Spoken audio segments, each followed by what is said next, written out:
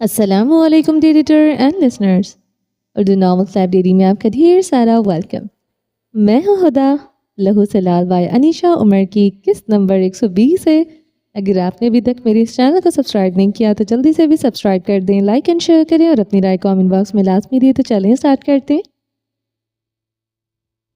رات گہری ہو رہی تھی جب ایکواٹر میں سوئے ہوئے نوح کے کانوں میں کوئی آواز ٹکرائی۔ وہ فوراً بیدار ہوا اور چوکس سے اپنے کمرے کے دروازے تک پہنچا۔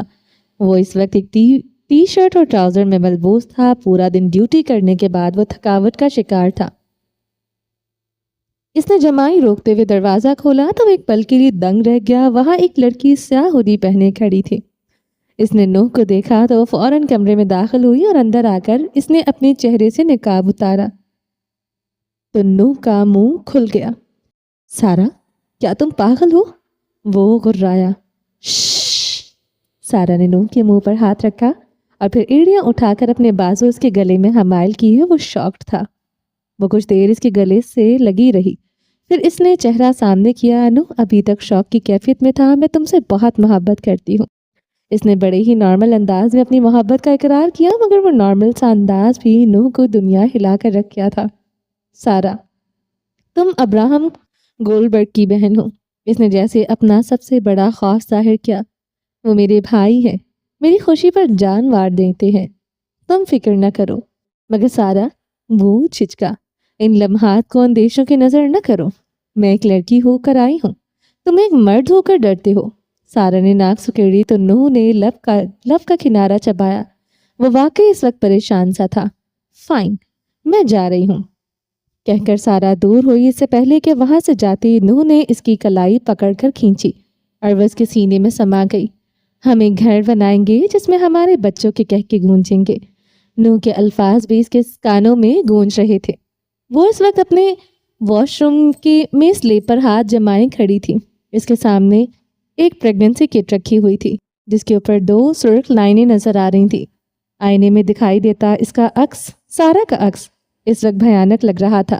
اس کی آنکھیں سرخ اور سوجی ہوئی تھیں اور ریشمی بال روکھے ہو چکے تھے جو کہ اس کے چہرے پر پھیلے ہوئے تھے۔ اس کی آنکھوں کے نیچے وہ سیاہ ہلکے گواہ تھے کہ وہ کتنی راتوں سے سو نہیں سکی۔ اس نے ایک سانس خارج کی اور اس کٹ کو اٹھایا۔ وہ کچھ لمحے اس کو دیکھے گئی، پھر یوں ہی اپنے کمرے میں واپس آ گئی۔ اس نے وہ کٹ لا کر ٹیبل پر رکھی جہاں پہلے ہی کچھ پیپرز پڑے ہوئے تھے، اور وہ پیپرز اس کی تعیناتی کے تھے۔ اس کا سب سے بڑا خواب ایک قابل آفیسر بننا اور اپنے بھائی کے شاہ بشانہ چلنا، مگر اس کے خواب کے بیچ اس کا ایک ہی ننھا سا خواب آ گیا تھا، اپنے محبوب کے ساتھ گھر بنانے کا خواب۔ وہ یوں ہی بیڈ پر بیٹھ گئی اور سر گھٹنوں میں چھپا لیا۔ میں تم سے جنت میں ملوں گی نوح، اس نے ہچکیوں کے بیچ کہا۔ سائڈ ٹیبل پر جہاں اس کے کاغذات اور وہ کٹ پڑی تھی، وہیں ایک چھوٹا سا والیٹ رکھا ہوا تھا جس سے سارا گولڈبرگ کی تصویر جھانک رہی تھی۔ جب نوح ایک حملے میں ہلاک ہوا تو اس کا والیٹ وہ واحد چیز تھی جو بچ گئی تھی۔ سارا نے یوں ہی نگاہ گھما کر والیٹ دیکھا اور اس کو اٹھایا۔ اس نے اپنی تصویر نکالی جو آدھی جل چکی تھی۔ وہ اس تصویر کو اور والیٹ کو سینے سے لگائے پھر سے پھوٹ پھوٹ کر رو دی تھی۔ اس کی ہچکی بن گئی۔ نوح اپنے مشن پر جانے کے 18 دن بعد ہی ہلاک ہو گیا تھا۔ سارا اس کے غم میں نڈھال ہو چکی تھی۔ اس کا بھائی اس کی گرتی صحت کی وجہ سے پریشان تھا، مگر اب تک وجہ نہیں جان پایا تھا۔ سارا نے اپنی زبان کو ایسا تالا لگایا کہ وہ تالا پھر کبھی نہ کھل سکا۔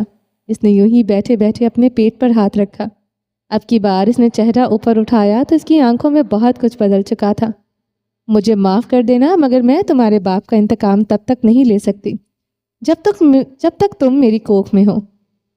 تم میری کمزوری بن رہے ہو، اور سارا گولڈبرگ کو آج سے ابھی سے کمزوریوں سے نفرت ہے، شدید نفرت۔ وہ خونی آنکھیں لیے غرائی، اس کا چہرہ، اس کی آنکھیں بھیانک تھیں۔ وہ پھر سے سارا نے اپنا فون اٹھایا۔ اب اس کو اپنا عہد پورا کرنا تھا۔ ہم ایک گھر بنائیں گے جس میں ہمارے بچوں کے کہکے گونجیں گے، سارا گولڈبرگ نے زیر لب دہرایا۔ وہ پھر سے مسکرا دی۔ اس کی مسکراہٹ زخمی تھی۔ اسکرین پر چلتا فوٹیج بھیانک منظر پیش کر رہا تھا۔ سارا اپنی سوچوں سے نکلی، اس نے ریموٹ سے وہ اسکرین بند کر دی اور گردن موڑ کر پھر سے سیاہ ٹی شرٹ والے مجاہد کو دیکھا جو کہ اب دوہرا ہوا پڑا تھا۔ اس کے کانوں میں انگلیاں تھیں اور چہرے پر کرب کے مارے پسینہ تھا۔ اس کے اعصاب بری طرح سے تنے ہوئے تھے، اس کا پورا بدن اکڑ چکا تھا، وہ چیخیں اس کو بری طرح زخمی کر چکی تھیں۔ سارا نے حیرت سے اس کو دیکھا، وہ جو موت سے نہیں ڈرتا تھا، اپنے خاندان کو کھونے سے بھی نہیں کانپا تھا، جس نے گلے پر ہر شے قربان کر دی تھی۔ وہ ایک فلسطینی لڑکی کی چیخ و پکار پر اس وقت قابل رحم میں پہنچ چکی تھی۔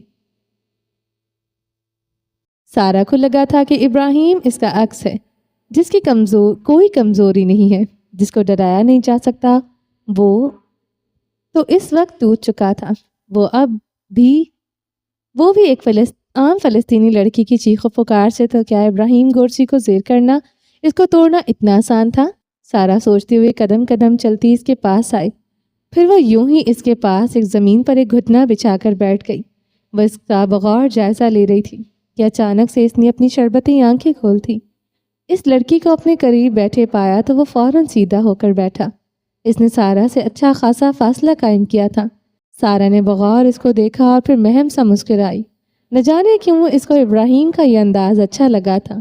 دل نے عجیب سی سرگوشی کی تھی، مگر سارا نے پھر سے چہرے پر وہی تاثرات سجا لیے۔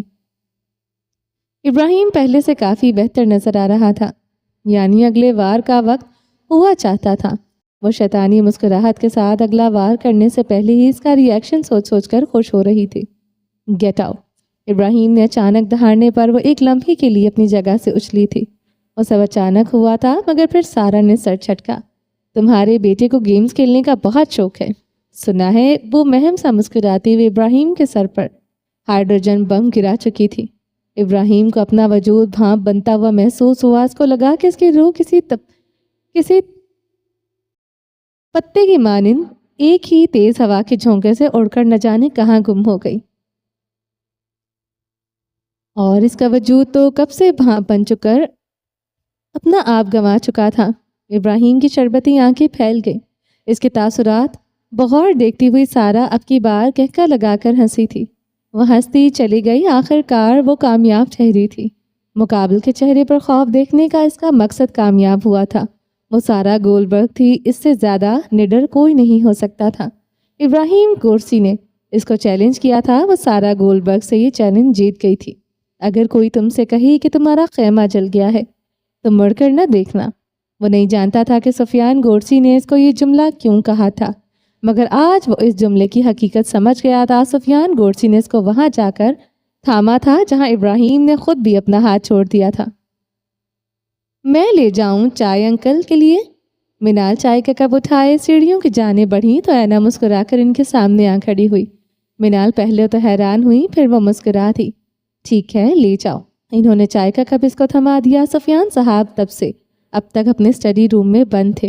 منال نے کھانے کا پوچھا، مگر انہوں نے کہہ دیا کہ وہ کھا کر آئے تھے، اس لیے اب منال ان کے لیے چائے لے کر جا رہی تھی جب اینا بے چینی سے اٹھ کر ان کے سامنے آ گئی۔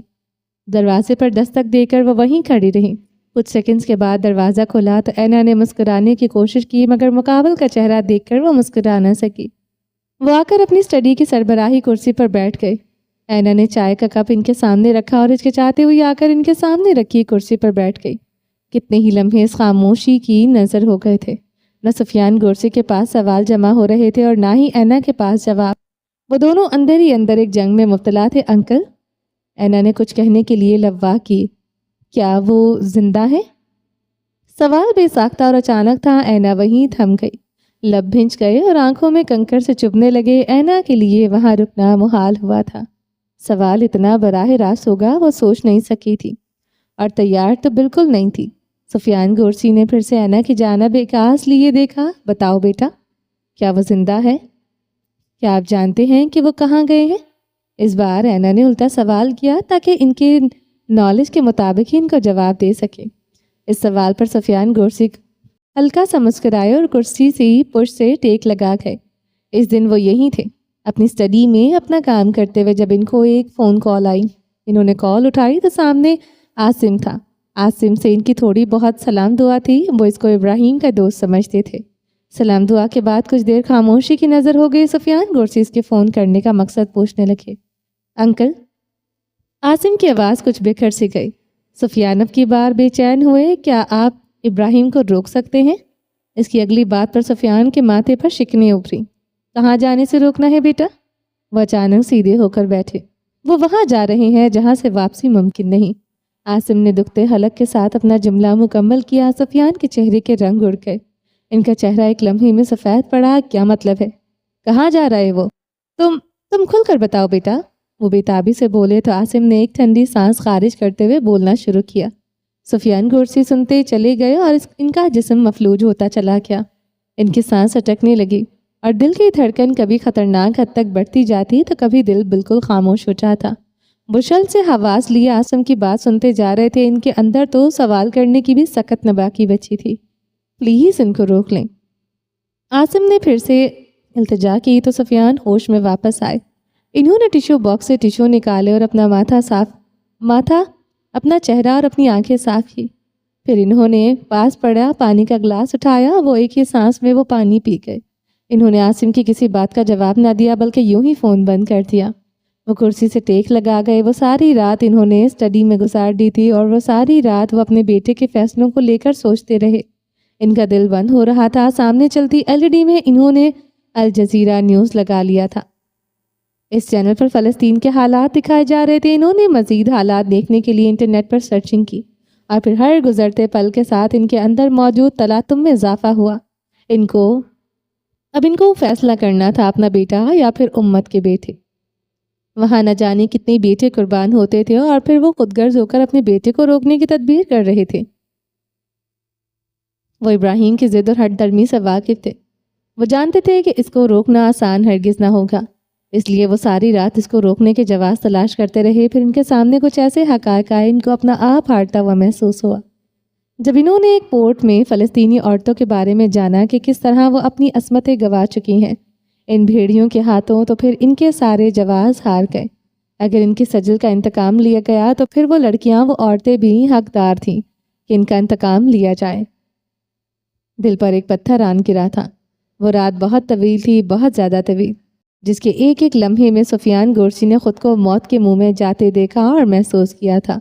मगर सच शुक्र कि इनका वो कामिल यकीन, वो और ईमान जो इनका आखिरत पर था, इस ईमान ने इनको कोई भी कमज़ोर फ़ैसला नहीं करने दिया था।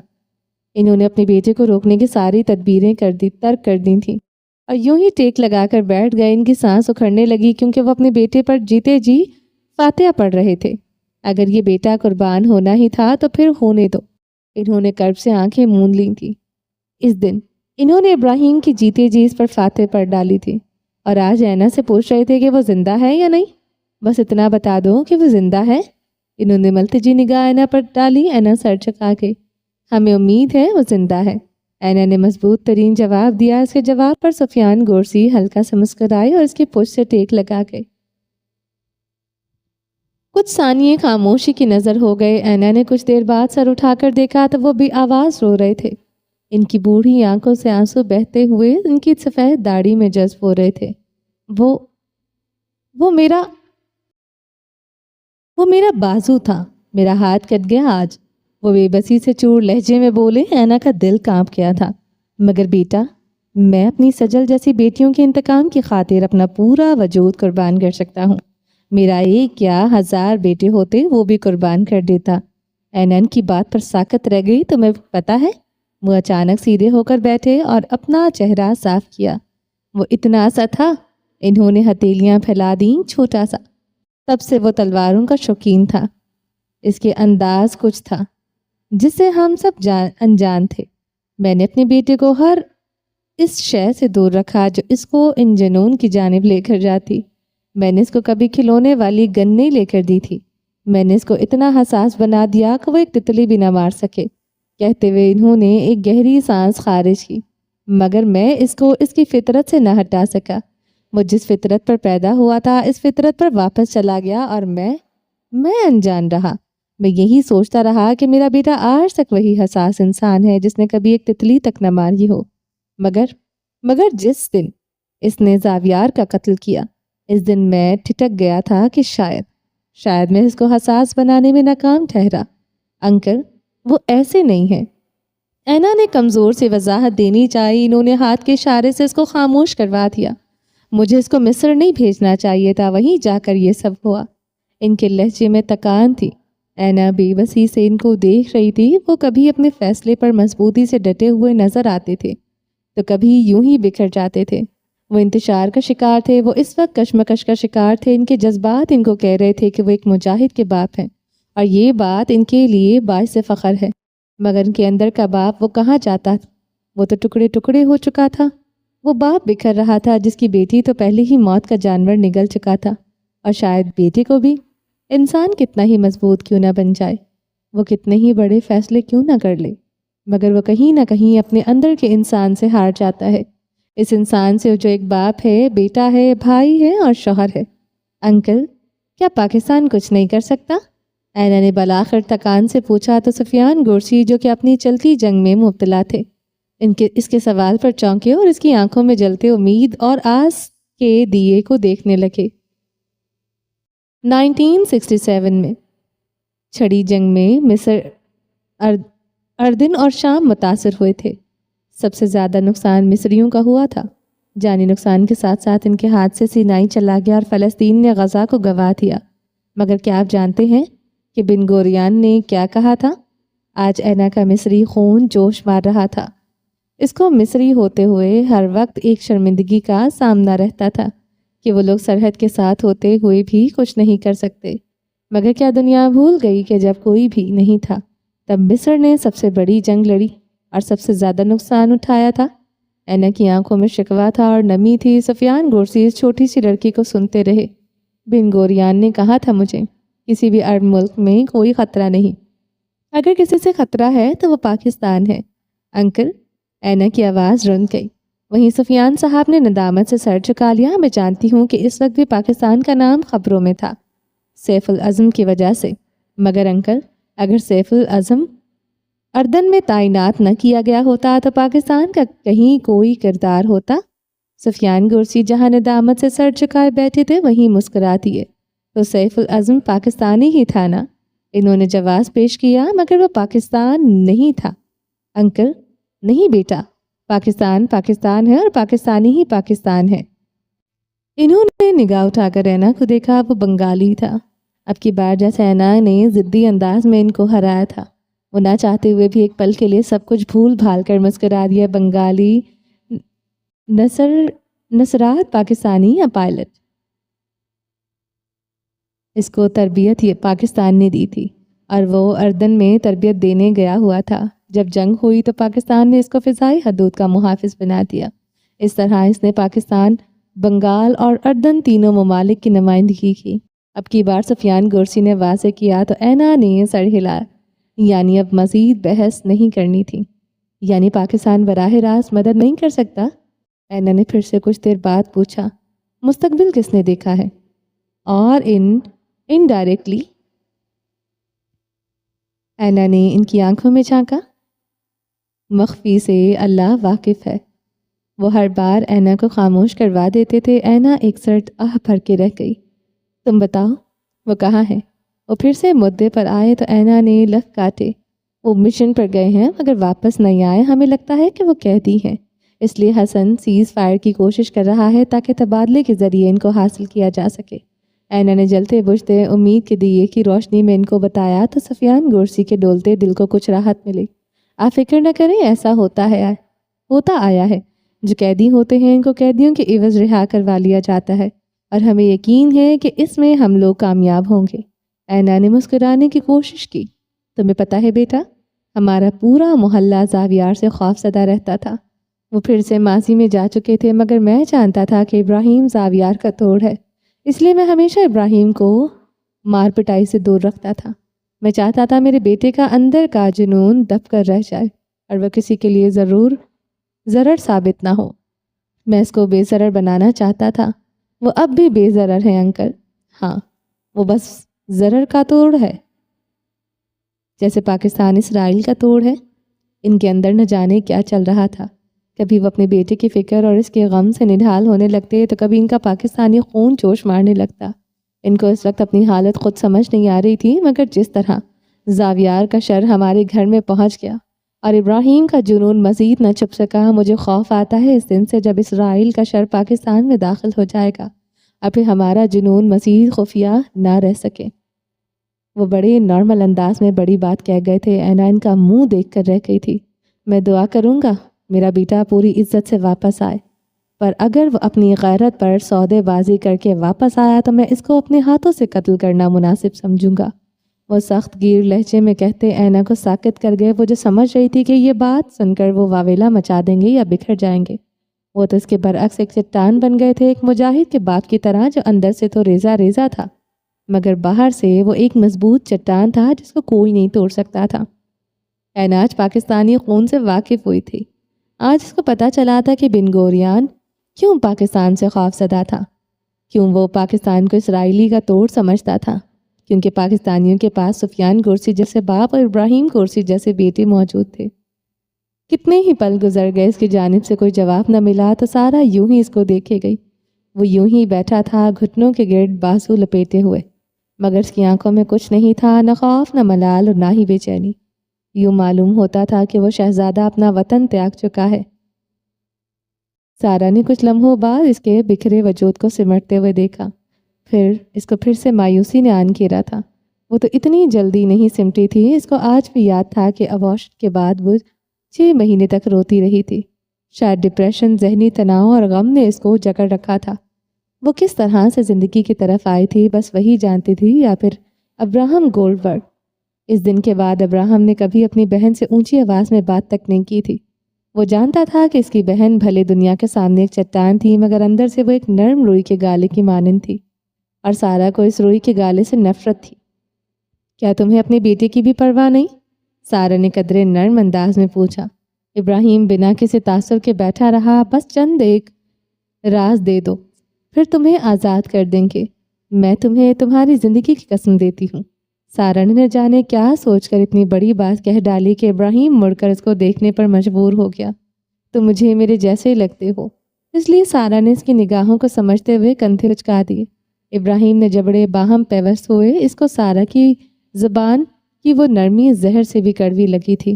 اس کو ان یہودیوں نے نرمی کی نہ امید تھی اور نہ ہی اس کو وہ نرمی چاہیے تھی۔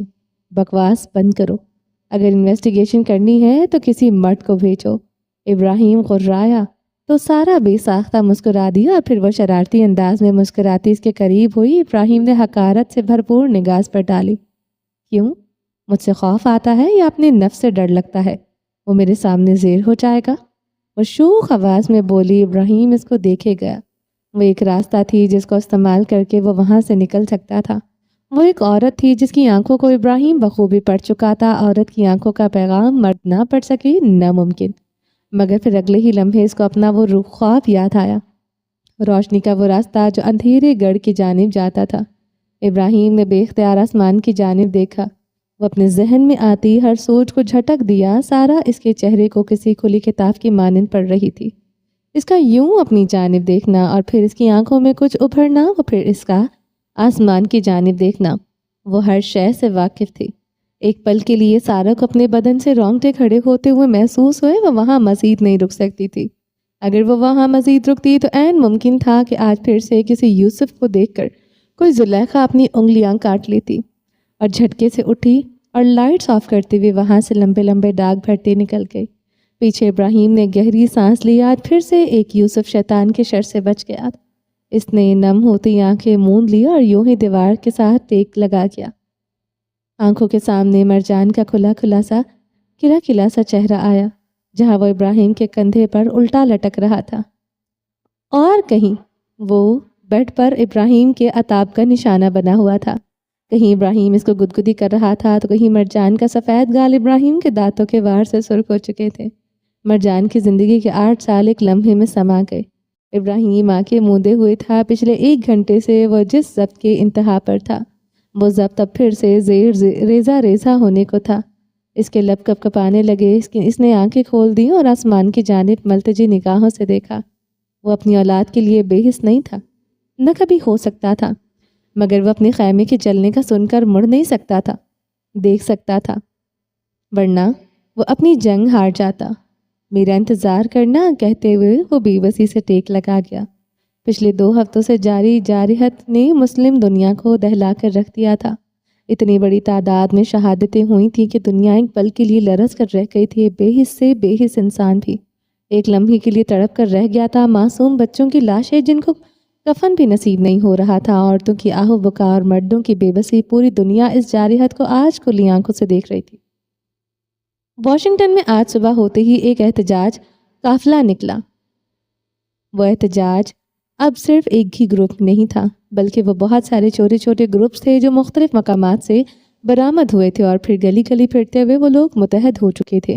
اس قافلے کی سربراہی ہمیشہ کی طرح وہ فلسطینی لڑکا کر رہا تھا جس نے سنے ایک ملبے کے نیچے اپنی امو اور اپنی ادا کو مرتے ہوئے دیکھا تھا۔ سفیر کی آنکھیں آج بار بار نم ہو رہی تھی۔ وہ نعرے نہیں لگا رہا تھا، بلکہ وہ آج چیخ رہا تھا، چلا رہا تھا۔ وہ آج ماتم کنا تھا امت کی بے حسی پر۔ دنیا کی نابینا آنکھوں کو وہ کب تک بصارت بخشتا۔ وہ آج تکان کا شکار معلوم ہوتا تھا۔ آج سفیر کا وجود درد کی شدت سے چور تھا۔ آج اس کا پورا وجود درد کی لپیٹ میں تھا۔ آج آنکھیں ضبط کی شدت سے سرخ تھیں۔ وہ چلا چلا کر دنیا کو بتا رہا تھا کہ اس کے وطن میں کیا ہو رہا ہے۔ وہ بتا رہا تھا کہ وہ لوگ دہشت گرد نہیں ہیں۔ وہ چیخ رہا تھا کہ مظلوم ہے وہ ہے جو دہائیوں سے پس رہے ہیں، وہ نہ وہ جن پر 7 اکتوبر کو حملہ ہوا اور آج نئے سرے سے اپنا مقدمہ لڑ رہا تھا۔ قافلہ ہمیشہ کی طرح سفارتخانے پر پہنچا تو معمول سے ہٹ کر آج وہاں سخت سیکیورٹی موجود تھی۔ وہاں پولیس کی بھاری نفری تعینات تھی۔ ان لوگوں کی نگاہوں میں آج غیظ و غضب دکھائی دیتا تھا۔ وہ لوگ آج سفیر اور اس کے ساتھیوں کو دہشت گردوں کی نگاہ سے دیکھ رہے تھے۔ سفیر آنکھیں پڑھنا جانتا تھا۔ اس کا دل ایک بار پھر سے ٹوٹ گیا۔ وہ لوگ دنیا کے لیے دہشت گرد بن چکے تھے۔ وہ لوگ تھریٹ بن چکے تھے۔ کیا وہ اپنی جنگ لڑتے لڑتے خود ہی ظالم ٹھہرا دیے گئے تھے؟ لوگ کی جانب دوسری جانب دنیا کے بڑے بڑے نام اسرائیل کا دورہ کر رہے تھے۔ دنیا کی ہمدردیاں اسرائیل کے ساتھ کھل کر سامنے آ چکی تھی۔ وہ لوگ اسرائیلیوں کو پرسہ دینے پہنچے تھے، مگر ان کی آنکھوں نے آج تک نہ تو فلسطینی کے خون میں لپٹی لاش دیکھی تھی اور نہ ہی کسی معصوم بچے کا کٹا ہوا سر دیکھا تھا۔ ان کو اسرائیل کے دکھ واضح نظر آ رہے تھے۔ سفیر کی آنکھیں نم تھیں۔ اس کا وجود زخم خوردہ تھا۔ اس کا دل کھٹا ہوا تھا۔ وہ پھر بھی خود کو گھسیٹ رہا تھا۔ اس پتھر دنیا سے وہ سر ٹکرا رہا تھا اور اس کے سر سے بھی لہو بہہ رہا تھا، مگر اس لہو کا رنگ کسی کو نہیں نظر آ رہا تھا۔ رات کے 9 بج رہے تھے۔ صفا کے کمرے کا بلب ابھی تک روشن تھا۔ وہ بے چینی سے کروٹیں بدل رہی تھی۔ آج کسی صورت اس کو چین نہیں آ رہا تھا۔ اس نے خود کو گھسیٹا اور بیڈ گراؤنڈ سے ٹیک لگائی۔ اس کا جسم لاغر ہوتا جا رہا تھا۔ وہ دن بدن کمزور ہوتی جا رہی تھی اور اب ہر وقت نہ تو موبائل کو دیکھا کرتی تھی اور نہ ہی روتی تھی، مگر وہ اندر سے ختم ہو رہی تھی، جیسے وہ آہستہ آہستہ موت کے منہ میں جا رہی ہو۔ وہ یوں ہی لمبے لمبے سانس لینے لگی۔ سینے میں شدید گھٹن کا احساس تھا۔ دل کی بے قراری بڑھی تو آنکھوں کے کناروں پر جمی برف پگھلنے لگی اور نمکین مایا رخساروں پر بہنے لگا۔ کچھ دیر وہ بے آواز روتی رہی، مگر پھر وہ دوہری ہو کر پھوٹ پھوٹ کر رو دی۔ دل جیسے پھٹنے کو تھا۔ سارے صبر کے پیمانے جھلک گئے تھے۔ آنکھیں آج پھر سے برس پڑی تھی۔ دل کا بوجھ ناقابل برداشت ہو رہا تھا۔ اس کو اپنا پورا وجود جان چھوڑتا ہوا محسوس ہو رہا تھا۔ اس کو لگا کہ شاید اس کی جان نکل جائے گی، اور پھر درد کی ایک شدید لہر اٹھی تھی جس نے صفا کے بدن سے روح کھینچ لی تھی۔ اس شدید لہر نے اس کو نچوڑ کر رکھ دیا تھا۔ اینا، وہ چلائی، مگر آواز کی نکل ہی نہیں رہی تھی۔ اینا، وہ پھر سے چیخی، مگر آواز حلق سے نہیں نکل پا رہی تھی۔ دروازہ بند ہونے کے باعث آواز باہر نہیں جا رہی تھی۔ اس کی شام سے تہی طبیعت بوجھل تھی، جس کے باعث وہ دوا کھا کر سو چکی تھی۔ منال نے بھی اس کو نہ جگایا۔ اب آنکھ کھلی تو اس کی حالت خراب ہو رہی تھی۔ آنٹی، وہ پوری قوت سے چلائی۔ اس کی آنکھیں سرخ ہو چکی تھی، مگر کسی کا کوئی جواب نہ آیا۔ وہ بے بسی سے پھوٹ پھوٹ کر رو تھی۔ کیا کوئی نہیں ہے؟ وہ درد کی شدت سے پھوٹ پھوٹ کر رو دی تھی۔ اس کی ہچکیاں بن چکی تھی आंखों से निकलते माए में हर लम्हा इजाफा हो रहा था, सांप शल होने लगे थे। धुंधलाती आंखों के सामने एक ही चेहरा लहराया था, सिफा। किसी भारी मर्दाना आवाज़ ने इसको पुकारा तो सिफा वहीं थम गई। दर्द जैसे कहीं गायब हो गया था। इसने सर उठाकर देखा, कोई दरवाजे में खड़ा था, वही जिसकी वो मुंतज़र थी। सिफा, यहाँ आओ। वो मोहब्बत से अपनी बाहें वाह किए उसको पुकार रहा था, चेहरे पर वही मुस्कान जिस पर सिफा अपनी कायनात लुटा दिया करती थी। इबू, वो किसी ट्रांस के तहत बोली। हाँ इबू। सिफा का इबू, यहाँ आओ, इसने मोहब्बत पाश लहजे में कहा। सिफा अपनी जगह से उठने लगी, मगर दर्द की शदीद लहर फिर से जिस्म में दौड़ गई। मगर उसने जल्दी से अपने आंसू साफ किए और दरवाजे की जानिब लपकी। और दरवाजे से 2 कदम की दूरी पर थी जब वो दर्द की शिद्दत से दोहरी हुई। वो वहीं ज़मीन पर बैठती चली गई। यहाँ आओ सिफा। वो वहीं खड़ा इसको पुकारता रहा। सिफा ने धुंधलाई आंखों से इसका चेहरा देखा। वो मुस्कुरा कर उसको अपने पास बुला रहा था। सिफा ने खुद को घसीटा और दरवाजे पर पहुंची। इसने हाथ आगे बढ़ाया, मगर इसका हाथ हवा में ही पलट आया। सिफा ने अपनी आंखें रगड़ी और यूं ही बैठे बैठे सामने देखा, वहाँ कोई ना था। इबू, वो बेबसी से इसको ढूंढने लगी। इसने डोर नॉब घुमाई, बाहर भी कोई ना था। इबू, एक दिल खराश चीख गूंजी थी, जिसने नीचे लाउंज में बैठे नफूस को हिला कर रख दिया था। वो एक पल जाया किए बिना सीढ़ियाँ चढ़ गए। सारा, अब्राहम तनफन करता हुआ डाइनिंग रूम में दाखिल हुआ, जहाँ सारा अपने घरेलू लिबास में मसरूफ सी एक मैगज़ीन पढ़ रही थी। अब्राहम की आमद पर वो अपनी जगह से उठ खड़ी हुई। जी भाई, वो मुस्कुरा कर बोली, जबकि इब्राहिम ने इसकी ढिठाई देखते हुए अपनी मुठियाँ भींच ली। तुम तय खाने में गई थी? वो खुद पर जब्त करता हुआ आगे बढ़ा और उसके रूबरू आया। सच बताऊं या झूठ? वो चौकी से बोली तो इब्राहिम के जबड़े तन गए। कमान भाई, वो इतना भी मजबूत नहीं है, मुझे यकीन है मैं इसको ज़ेर कर लूँगी। आप देखना, वो दिन दूर नहीं जब वो हमारे साथ मिलकर काम करेगा और हम इन मुजाहिदीन के ठिकानों तक पहुँच जाएंगे। फिर देखना दहाइयों का काम कैसे हफ्तों में हो जाएगा। सारा ने पुरसकून अंदाज में हाथ झाड़ते हुए कहा तो अब्राहम की आंखों में तैश और नागवारी थी। सारा सारा, अब्राहम ने इसको दोनों बाजों से झंझोड़ा। हम लोग देख लेंगे ये मामला, तुम इस सबसे दूर रहो। क्यों भाई? अगर इसने तुम्हारे हाथों की कठपुतली बनने के बजाय तुम्हें शीशे में उतार लिया तो? इसकी बात पर सारा का एक जोरदार कहका गूंजा। वो कहका बहुत बुलंद था, इतना बुलंद कि इब्राहिम की नागवारी से आंखें सिकुड़ गई थीं। वहाँ एक कोने में खड़े अल-अजा ने भी एक बार निगाह उठाकर इस जालिम हसीना को देखा था, जिसके कहके ने चारों तरफ से कोई सहर सतारी कर दिया था, मगर कोई न जान सका कि वो कहका कितना खोखला और अधूरा था। भूल है आपकी? सारा ने अचानक सर तासुरात जमाए कहा। आंखों में अचानक से बर्फ जम गई थी, चेहरा सपाट हो गया था। सारा गोल्डबर्ग को कमज़ोरियों से नफरत है, इसलिए इसकी कोई ऐसी कमज़ोरी नहीं जिसको इस्तेमाल करके मुझे शीशे में उतार ले, इसने नखवत से कहते सर झटका। मगर सारा, इससे पहले इब्राहिम इसको कुछ कहता वो वहाँ से तेज़ तेज़ कदम उठाती निकल गई। पीछे इब्राहिम मुठियाँ भींच कर रह गया। मैंने कुछ मेडिसिन्स चेंज की हैं, आप इनका प्लीज़ ख्याल रखें। इनको किसी किस्म का स्ट्रेस नहीं होना चाहिए, वरना माँ और बच्चे दोनों की जान को ख़तरा हो सकता है। और क्या ये कुछ खाती नहीं है? इनकी सेहत बुरी तरह गिर रही है। अगर खुदा न ख्वास्ता ऐसा ही चलता रहा तो हमें कोई सख्त फैसला करना होगा। डॉक्टर ने सामने कुर्सी पर बैठी मिनाल पर एक तंबीही निगाह डाली। इनके तो पहले ही हाथ पांव ठंडे पड़ गए थे, अब मज़ीद खौफज़दा हुई थी। नहीं नहीं, ऐसा नहीं होगा, मैं इसका पूरा ख्याल रखूँगी। आखिर किस बात का स्ट्रेस है इनको? मुझे इनमें ज़िंदगी नज़र क्यों नहीं आती? ऐसी खबर के बाद तो अमूमन लड़कियां खुश होती हैं और इनके अंदर एक नई ज़िंदगी से भर जाती है। मगर डॉक्टर ने बात अधूरी छोड़ दी। मिनाल की आंखें बेख्तियार नम हुई। मेरा बेटा यानी इसका शौहर, वो बैरून मुल्क है, वो इतना ही कह पाई। तो इसमें इतने स्ट्रेस की क्या बात है? इनसे कहें कि अगर हो सके तो कुछ अरसे के लिए पाकिस्तान आ जाए। बीवी बच्चों के लिए ही तो कमा रहे हैं, अगर बीवी या बच्चे को कुछ हो गया तो किसके लिए कमाएंगे? डॉक्टर ने दवा लिखते हुए सर झटका। मिनाल का दिल फिर से दुखा था। काश मैं उसको कह सकती वो वापस आ जाएगा, काश। वो लोग सुबह 4 बजे अस्पताल से वापस आए थे।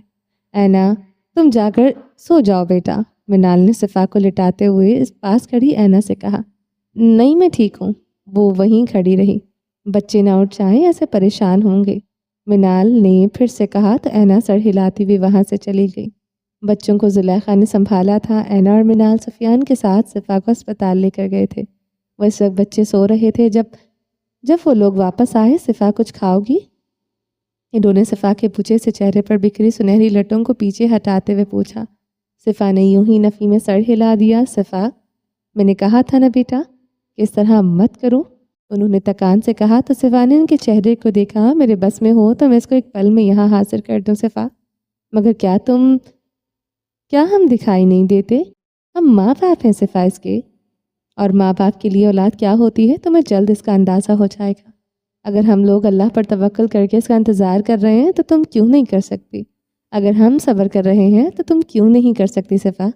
ان کی آواز بھرا گئی۔ صفا نے کپ کپاتے ہوئے لب بے بسی سے گردن میں ایک جانب گرائی۔ بس اب نہیں رونا، اب بالکل بھی نہیں۔ انہوں نے اس کی آنکھوں میں نمی صاف کی۔ دیکھنا وہ آ جائے گا، وہ جب آئے گا نا میں اس کے کان کھینچوں گی اور ہم سب مل کر اس کو پیٹیں گے، ٹھیک ہے نا؟ انہوں نے خفگی سے مسکراتے ہوئے صفا سے عہد کیا تو صفا نے نم آنکھیں لیے ہی اس بات میں سر ہلایا۔ منال نے اس کا سر اپنی گود میں رکھا اور یوں ہی اس کے بالوں میں انگلیاں چلانے لگیں۔ صفا نے ان کا ہاتھ پکڑ کر چوما۔ منال کی آنکھوں سے آنسو بہتے ہوئے صفا کے سنہری بالوں میں جذب ہو رہے تھے۔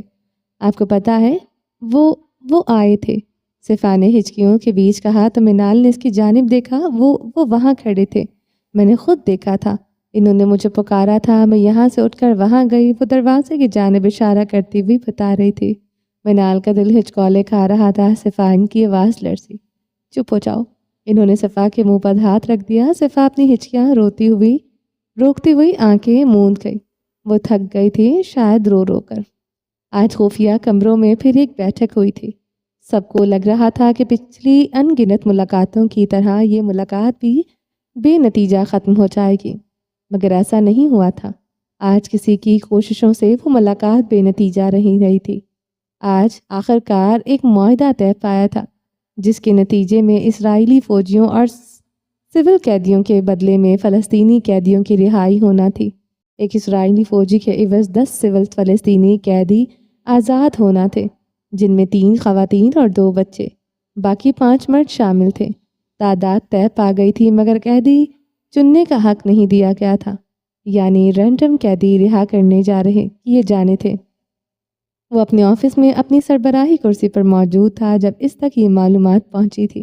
پیپر ویٹ پر انگلیاں گھماتے ہوئے وہ کسی گہری سوچ میں غرق دکھائی دیتا تھا۔ اس نے نگاہ اٹھا کر دیکھا تو یحییٰ مضطرب سا اس کے جواب کا انتظار کر رہا تھا۔ الیٹ کے لیے کیا قانون طے پایا ہے؟ سر وہ لوگ کہتے ہیں کہ ان کے پاس کوئی الیٹ نہیں ہے، سب سول ہیں۔ جواب پر حسن کی جبڑے بھنج گئے۔ اس نے وہ پیپر ویٹ اٹھا کر سامنے چلتی ہوئی ایک LED پر مارا، جس سے وہ LED کرچی کرچی ہوئی تھی۔ بکواس کرتے ہیں وہ خررایا، مگر ہم اس میں کیا کر سکتے ہیں؟ یحییٰ نے بے بسی سے مڑ کر اسٹرین کو دیکھا۔ ان لوگوں کا کیا کہنا ہے؟ حسن نے یحییٰ کی آنکھوں میں دیکھا۔ وہ لوگ راضی ہو چکے ہیں۔ کیا؟ اب کی بار حسن کی آواز بے ساختہ بلند ہوئی تھی۔ آواز میں بے یقینی اور بے بسی کا عنصر نمایاں تھا۔ وہ لوگ ایسا کیسے کر سکتے ہیں؟ وہ لوگ ابراہیم کو کیسے فراموش کر سکتے ہیں؟ کیسے؟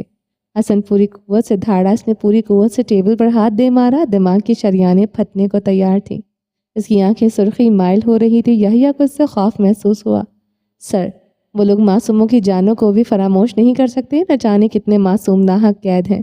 کیا وہ ایک ابراہیم کے لیے ان سینکڑوں فلسطینیوں کو فراموش کر دیں؟ یحییٰ نے بکھرے لہجے میں سامنے وحشت کی تصویر بنے شخص کو باور کروانا چاہا۔ میری طرف سے سب بھاڑ میں جائیں۔ مجھے صرف اور صرف ابراہیم گورسی سے غرض ہے۔ اگر ابراہیم واپس نہیں آئے گا تو کوئی نہیں آئے گا۔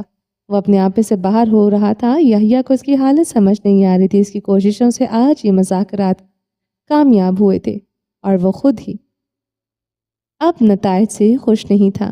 اس کو تو خوش ہونا چاہیے تھا۔ میں ایسا نہیں ہونے دوں گا۔ حسن نے ٹیبل پر پڑی ہر شے زمین پوز کر دی تھی اور وہاں سے تن فن کرتا ہوا باہر نکل گیا تھا۔ پیچھے یحییٰ ششدر رہ گیا۔ چلیں جی باقی کا نیکسٹ ایپیسوڈ میں کنٹینیو کریں گے۔ اگر آپ نے ابھی تک میرے چینل کو سبسکرائب نہیں کیا تو جلدی سے ابھی سبسکرائب کر دیں، لائک اینڈ شیئر کریں اور اپنی رائے کامنٹ باکس میں لازمی دیں۔ میرا دوسرا چینل ہے ہدا ناولز، اس کو جا کے جلدی سے سبسکرائب کریں۔ انشاءاللہ یہ ناول جلدی اینڈ ہو جائے گا، کچھ ہی ایپیسوڈز باقی ہیں۔ اپنا ڈھیر سارا خیال رکھیے گا، دعاؤں میں یاد رکھیے گا۔ ملتے ہیں نیکسٹ ایپیسوڈ میں، تب تک کے لیے اللہ حافظ۔